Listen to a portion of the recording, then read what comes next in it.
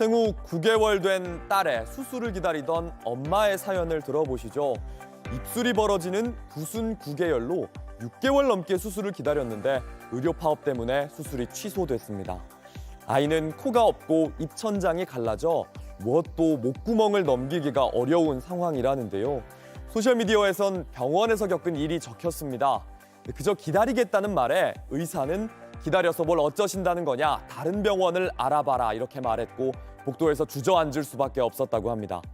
제발 수술해달라고 붙잡았지만 알아서 하시고 가라 이런 말이 돌아왔습니다.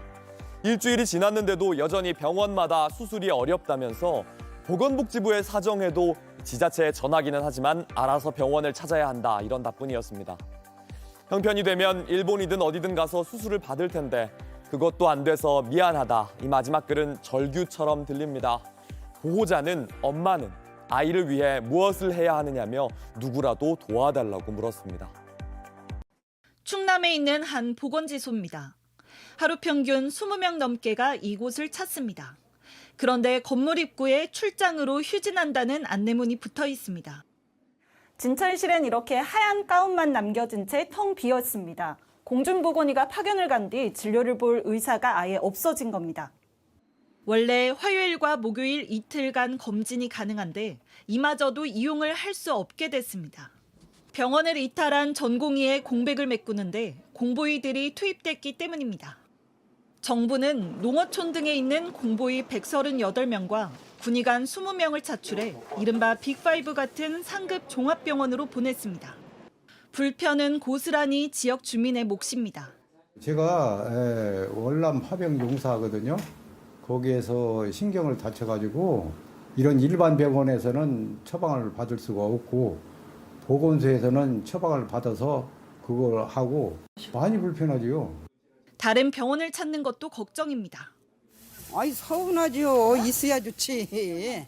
좀 병원에라도 가고 하려면 자손들이 같이 안 사는 게 아무래도 노인들인 게 불편한데 거가 있는 게 좋고. 사람이 줄어도 이제 운명대로 가야지 뭐. 약 못 갖다 먹으면 그냥 말해야지. 정부는 어쩔 수 없다고 설명했습니다. 지역에 있던 공보위를 빼면은 당연히 그쪽에 그 전력이 약화되는 것은 분명한 사실입니다. 중증도가 높은 환자들이 제때 진료를 받을 수 있도록 하는 체계를 최대한 유지해주기 위한 방편이고요. 정부는 이르면 다음 주 공보위와 군의관을 200명 더 투입하겠다는 입장이어서 지역 의료 공백은 더 커질 걸로 보입니다. JTBC 황예린입니다. 밤사이 전국 19개 의대 교수들이 회의를 열고 사직서를 제출할 것인지 모레까지 답을 내기로 했습니다.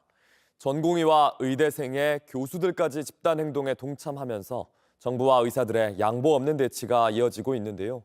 의료 현장의 혼란은 커지는 상황입니다. 윤정식 기자입니다. 전국 19개 의과대학 비상대책위원회가 어젯밤 온라인 회의를 열었습니다.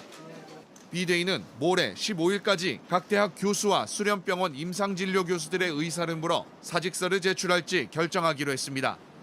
울산대, 서울대 등 이미 전원 사직서 제출을 결의하는 의대도 잇따르고 있습니다. 서울대, 연세대, 가톨릭대 등 19개 의대 교수들은 전국 의과대학 교수 비대위를 만들고 전공의 사법조치와 의대생 집단 유급 등 정부의 강경 방침에 공동 대응하겠다고 밝혔습니다. 정부는 의사들의 집단 행동에 대한 압박을 이어가고 있습니다. 교육부는 대학들이 의대생 동맹 휴학을 승인해주면 휴학 승인 절차에 대한 점검이 이뤄질 수 있다고 경고했습니다. 윤석열 대통령도 의료개혁을 원칙대로 신속하게 추진하라고 거듭 강조했습니다.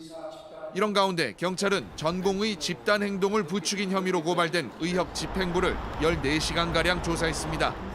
또 저희들이 왜 이럴 수밖에 없는가에 대한 말씀을 좀 드렸고, 그리고 전공의 선생님들이 미래가 없기 때문에 스스로 사직하시고 떠나신 부분에 대한 이야기들, 그런 부분에 대해서. 정부와 의료계의 강대강 대치가 계속되면서 환자들의 피해는 계속될 전망입니다. JTBC 윤정식입니다.